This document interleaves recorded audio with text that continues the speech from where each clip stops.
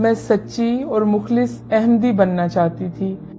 جس کے لیے میں قادیان گئی، لیکن میں نے جو حالات وہاں دیکھے اس نے مجھے قادیانیت سے قریب کرنے کی بجائے اسلام کے قریب کر دیا۔ میرا نام چندہ سمینا کوثر ہے اور میرا تعلق چناب نگر سے ہے، جس کا پرانا نام ربوہ بھی ہے۔ میں نے بنیادی تعلیم ربوہ سے حاصل کی، FA BA، اور اس کے بعد میں نے B.Ed جو ہے چنیوٹ کالج سے کیا۔ B.Ed کے بعد مجھے جانے کا موقع ملا اسٹوڈنٹ بیس پہ سوئٹزرلینڈ، ادھر سے پھر میں نے مائگریٹ کیا بیلجیم میں۔ بیلجیم میں موجودہ میری سچویشن جو ہے وہ میں بطور جج فیملی کورٹ میں فرائض انجام دے رہی ہوں۔ میں پیدائشی قادیانی تھی۔ میرے خاندان میں سب سے پہلے میرے پردادا قطب دین نے مرزا قادیانی کو امام مہدی مانا تھا۔ جب میں قادیانی تھی تو بھی اپنے آپ کو مسلمان ہی کہا کرتی تھی، بلکہ ٹرو مسلم کہا کرتے تھے ہم اپنے آپ کو۔ لیکن میرا اپنی والدہ کے ساتھ چھوٹی عمر میں قادیان جانے کا موقع بنا۔ یادداشت میری تھوڑی شارپ ہے، اس لیے مجھے ایک ایک دن یاد ہے قادیان کا۔ تو میں نے جو محسوس کیا کہ وہ ایک بستی میں سے ایک بدبو ہے، جیسے تعفن ہے، ہلکی ہلکی سی، یا جیسے کہتے ہیں کہ نالیوں کی یا گٹروں کی اس طرح کی ایک آتی ہے تعفن سا۔ دوسری میں نے چیز جو قادیان میں محسوس کی وہ تھی، ایک ان کا کمرہ ہے بیت الدعا، اس میں بہت لمبی لائنیں، اور کہتے ہیں اس میں جو جا کے دعا کرے گا وہ تو جنت کا بالکل ہی حقدار ہے۔ اس میں جب جانے کا موقع ملا تو اس میں ایک اور ہی قسم کی وحشت، اور دو تین لوگ ادھر کھڑے ہو سکتے ہیں، جلسے کے دن تھے۔ تو اس بیت الدعا میں مجھے کوئی بھی روحانی چیز نہیں نظر آئی۔ تیسری جو چیز تھی وہ تھا منارۃ المسیح، اس کے گرد جو طواف کرنا یا اس پہ ہاتھ لگا کے چومنا اور پورے جسم پہ لگانا اور اپنے منہ پہ ملنا، اور اس کے اندر بھی جا کے چھوٹی سی جگہ ہے تو وہاں پہ بھی جا کے مجھے کوئی بھی سکون نہیں ملا۔ چوتھی چیز تھی مرزا قادیانی کی قبر، جو بھی جاتا ہے وہ لازمی طور پہ ایک مرزا قادیانی کی قبر کے اوپر، اور جس پہ وہ واک کیا کرتے تھے، سیر کیا کرتے تھے اپنی زوجہ کے ساتھ اسٹیشن تک، وہاں تک جانا بہت ضروری ہے۔ تو جب میں اپنی والدہ کے ساتھ وہاں پہ چلتی تھی تو کوئی بھی ایسی کوئی روحانی کچھ بھی ایسا منظر بالکل بھی نہیں ہے، اور لوگوں سے میں پوچھتی تھی کہ شاید مجھے نہیں محسوس ہو رہا، خالہ جان آپ کو محسوس ہو رہا ہے ایسا کچھ کہ ہم مکہ کی گلیوں میں ہیں یا مدینہ کی ہواؤں میں ہیں، فضاؤں میں ہیں؟ لیکن چونکہ سب پیدائشی قادیانی ہوتے ہیں تو پیدائشی قادیانی کا کوئی رائٹ نہیں ہوتا کہ وہ اس مقام کے بارے میں بات کر سکے۔ جس عقیدت اور محبت اور احترام سے ہمارا قادیان کا سفر رہا، تو وہاں پہ جا کے جو ایک تصور تھا ایک روحانی ماحول کا، ایک خوشبودار زمین کا، ایسا بالکل بھی کچھ بھی نہیں تھا۔ لوگ بس اپنے تئیں اس کو مکہ مدینہ کا درجہ دیے بیٹھے ہیں۔ اس کے بعد جب میں نے مرزا قادیانی کی کتابیں اس لو سے شروع کی کہ مرزا قادیانی نے خود کہا ہے کہ ہر احمدی پہ 3 دفعہ میری کتابیں پڑھنا لازم ہے، تو مجھے پتا چلا کہ حضرت عیسیٰ علیہ السلام جو خدا تعالیٰ کے سچے نبی تھے اور پاکیزہ ماں سے پیدا ہوئے تھے، ان کے بارے میں جو گستاخانہ باتیں تھیں وہ میں جب اپنے والد سے شیئر کرتی تھی تو میرے والد جو ہیں بہت زیادہ خفا خون ہوتے تھے کہ یہ کوئی مولوی تمہیں پٹی پڑھاتا ہے۔ جیسا کہ روحانی خزائن جلد نمبر 19 میں مرزا قادیانی نے خود اپنے ہاتھوں سے تحریر کیا ہے کہ نعوذ باللہ حضرت عیسیٰ علیہ السلام جو ہیں وہ شراب نوشی کرتے تھے۔ تو اس طرح کے بہت سارے کفریہ کلمات ہیں جو ایک نبی کی شان کو بالکل بھی زیب نہیں دیتے۔ اس کے بعد جو کچھ ایسی باتیں ہوتی تھیں کہ بہت ہی زیادہ ایک بچی اپنے باپ سے نہیں کر سکتی، تو وہ باتیں میں اپنی ماں سے کرتی تھی اندھیرے میں، کبھی چھپ کے، کبھی پیٹی والے کمرے میں، کہ والدہ یہ چیزیں لکھی ہیں۔ تو میری والدہ ایک پڑھی لکھی عورت تھیں، تو پھر وہ مجھے کہتی تھیں مجھے نشان لگا دو بیٹی، میں 10 بار پڑھوں گی اور اسے سمجھنے کی کوشش کروں گی۔ اور کئی دفعہ محلے کے مربی سے بھی میں رابطہ کرتی کہ آپ تو ہمارے استاد محترم ہیں، ہماری رہنمائی کریں، یہ باتیں دل میں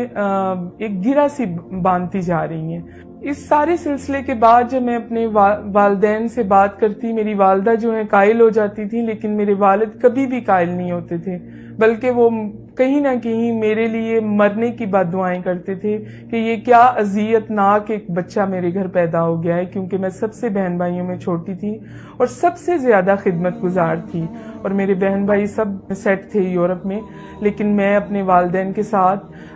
تا دم مرگ میں نے نبھا کرنے کا وعدہ کیا ہوا تھا خدا سے۔ اس کے بعد جو ہے میں نے کچھ عرصہ کے لیے اپنے والد سے ڈسکشن کرنا بالکل بند کر دی۔ خدا سے میں نے عرض کرنی کہ یا خدا، میں ایک عورت ہوں، ایک لڑکی ہوں، اگر میں اس عذاب سے نکلوں تو میں اپنے ماں باپ کے بغیر نہیں نکل سکتی، لیکن میرے والد کو آخری عمر میں کچھ ایسے خواب آنے شروع ہو گئے تھے اپنے متعلق، میرے متعلق، تو پھر وہ میں جب بھی ان کو فون کرتی بیلجیم سے تو وہ مجھے کہا کرتے میرے پاس جلدی سے آؤ، تو وہ کچھ آگ دیکھتے تھے، کبھی اپنے آپ کو جلتا دیکھتے تھے تو کہتے تھے کہ تم میری بیٹی ہو، تم میری مرہم کر رہی ہو۔ تو اس طرح سے میرے والد کی جو نفرت تھی خدا تعالیٰ نے محبت میں بدل دی۔ پھر الحمدللہ 2015 میں وہ دن آ ہی گیا جب میرے والد جو ہیں بالکل باقاعدہ طور پہ مجھ سے ایگری ہو گئے کہ ہم اس کلٹ سے نکلتے ہیں، اور ڈھیروں لعنتیں ڈال کے مرزا قادیانی پہ ہم نے سچے دل سے اسلام کو قبول کیا۔ چونکہ بچپن میرا ربوہ میں گزرا، چناب نگر میں گزرا، تو بہت سارے ایسے واقعات ہیں جو ذہن پہ ویسے ہی نقش ہیں جیسے میں نے خود اپنی آنکھوں سے دیکھے۔ جیسا کہ وصیت کرتے ہیں یہ لوگ، پوری زندگی پیسے دیتے ہیں کہ ہم جنت میں داخل ہوں گے، اور علیحدہ سے بہشتی مقبرہ بنا رکھا ہے، تو جن لوگوں کے بھی پیسے تھوڑے سے کم ہوتے تھے ان کو وہاں پہ نہیں دفن کیا جاتا تھا، حالانکہ وہ پوری زندگی اپنی آمدن کا حصہ باقاعدہ دیتا رہا۔ اگر تھوڑے سے پیسے کسی بیماری کی وجہ سے یا بڑھاپے کی وجہ سے یا پریشانی کی وجہ سے وہ ادا نہیں کر سکا تو ان کا میں رحم کہیں پہ بھی نہیں دیکھتی تھی، اور اس کو امانتاً نارمل جو عام قبرستان ہے اس میں دفن کر دیا جاتا تھا۔ اور میرے والد چونکہ بزرگ تھے اور نظر بھی کمزور تھی اور بہت دعاؤں والے آدمی تھے، ان کو انوائٹ کیا جاتا تھا کہ فلاں وقت میں آپ آئیے، وہاں سے اس میت کو اٹھا کے نکال کے پھر بہشتی مقبرہ میں اس شرط پہ داخل کیا جاتا تھا جب تک وہ اپنے بقایا جات ادا نہیں کر دیتا تھا۔ 4 دن بعد یا 5 دن بعد، تو میں چھوٹی تھی تو اپنے والد سے ضد کرتی تھی کہ میں بھی آپ کے ساتھ ضرور جاؤں گی، مجھے دیکھنا ہے۔ جب اس کو نکال کے ایک ریڑھی سی ہوتی تھی اس کے اوپر رکھا جاتا تھا، اس وقت میں میرے والد کے کندھے پہ ایک صافہ سا ہوتا تھا، وہ میرے منہ پہ بھی لپیٹ دیتے تھے اپنے، کیونکہ اتنا زیادہ تعفن ہوتا تھا، اور اس میت سے، اس لاش سے ایک غلیظ اور بدبودار پانی پورا سفر جو ہے عام قبرستان سے بہشتی مقبرے تک چھڑکاؤ ہوتا جاتا تھا۔ وہ میں اپنے دل میں اس قدر درد محسوس کرتی تھی کہ ہمارے پاس کیوں اتنے پیسے نہیں ہیں، ہم پیسے ادا کر دیتے تاکہ اس کی لاش کی یا میت کی اس طرح سے بے حرمتی نہ ہوتی۔ اسلام قبول کرنے کے بعد سب کی سب جو قادیانی لوگ ہیں، جو آپ کے رشتہ دار، تعلق، سہیلیاں، آپ کے ساتھ مل بیٹھ کے کھانے والے، بولنے والے، آپ کے دکھ درد میں شامل ہونے والے، وہ سب کے سب کو ایک لیٹر ایشو ہو جاتا ہے مرزا مسرور کی طرف سے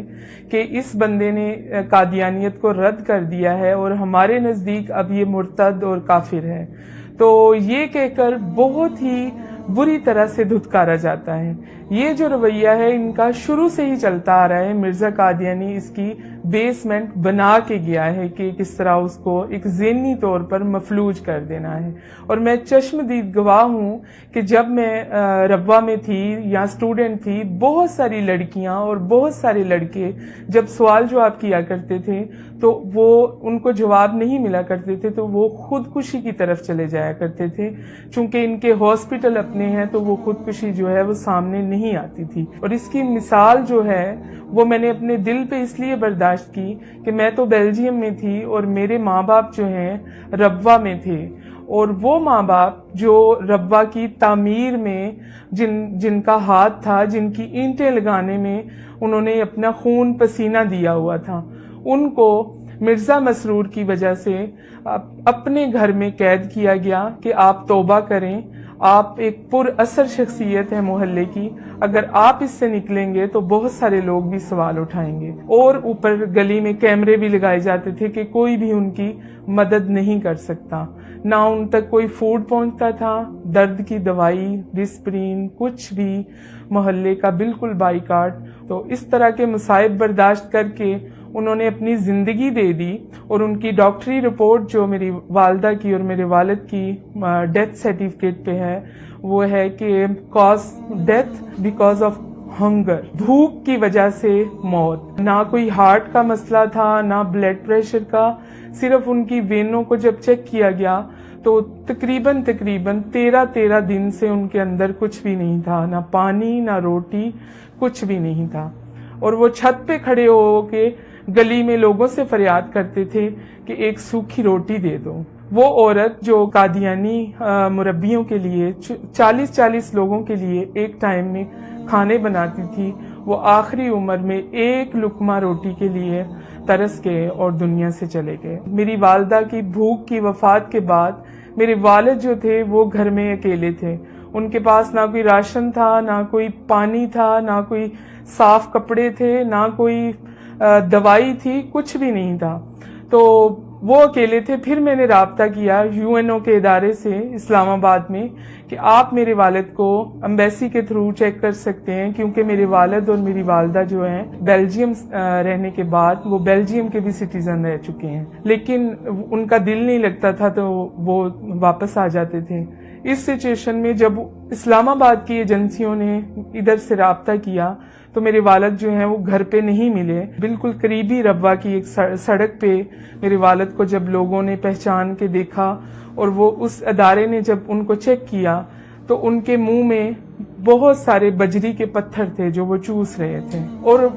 جب ان کو کہا گیا کہ آپ کا گھر کدھر ہے تو ان کو گھر بھی یاد نہیں آ رہا تھا کہ میرا گھر کدھر ہے۔ قادیانی جو ہیں ان کے اوپر ایک الزام ہے کہ وہ اسرائیل کے بہت زیادہ قریب ہیں، اور میں بھی اس چیز کو الزام ہی سمجھتی تھی جب میں مختلف قسم کی دیواروں پہ یہ لکھا ہوا دیکھتی تھی کہ قادیانی جو ہیں اسرائیل کے یار ہیں، غدار ہیں، غدار ہیں۔ تو میں سوچا کرتی تھی کہ یہ کون سے ایسے مولاناز کو حق ہے جو قادیانیوں کو ایسا کہے یا باقاعدہ طور پر دیواروں پر تحریر کر دے۔ تو بہت ہی ایک غصے کی سی کیفیت پیدا ہوتی تھی۔ لیکن بیلجیم میں جانے کے بعد، ان کے سسٹم کے اندر جانے کے بعد، ایک تبلیغی طور پہ ان کا کام کرنے کے بعد اندازہ ہوا کہ یہ بالکل حقیقت اور حق اور سچ بات ہے، کیونکہ قادیانیوں کا ایک اعلیٰ سطح کا مرکز جو ہے وہ اسرائیل میں خود بنایا ہے، اور ادھر ان کا آنا جانا بھی ہے۔ اور 2014 میں باقاعدہ طور پر